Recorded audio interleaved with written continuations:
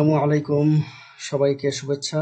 আজকের এই ভিডিওতে আমরা একটা মজার বিষয় দেখব, জ্যামিতিকে কিভাবে আরো সহজভাবে এই চ্যাট জিপিটির মাধ্যমে করা যায় সেটা আমরা দেখব। ধরো আমি তাকে বললাম যে আমি ত্রিভুজ আঁকতে পারি না,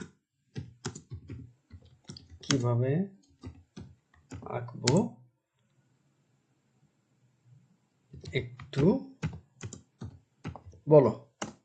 দেখি কি বলে। এই যে দেখো, সে একবারে ব্যাখ্যা দিচ্ছে। একটি ভিন্নমুখী তির্যক রেখা আঁকো। এই রেখাটি ত্রিভুজের একটি বাহু হবে। দ্বিতীয় বাহু আঁকতে প্রথম বাহুর এক প্রান্ত থেকে অন্য, মানে একবারে তোমাকে একবারে বর্ণনা দিয়ে দিছে যে ত্রিভুজটা কিভাবে আঁকতে হবে। এখন দেখো আরেকটু মজার আছে, আরেকটু মজার বিষয় তোমাদের জন্য ওয়েট করতেছে। আমি বললাম যে তুমি একটি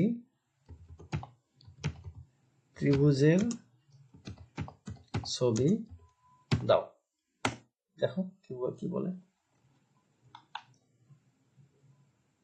একটু ওয়েট করো।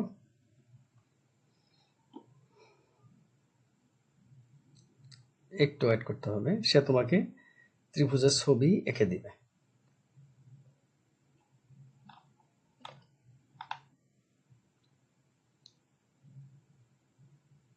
একটু সময় নেয়।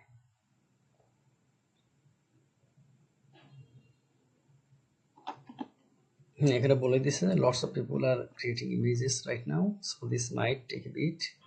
We'll notify you when your image is ready.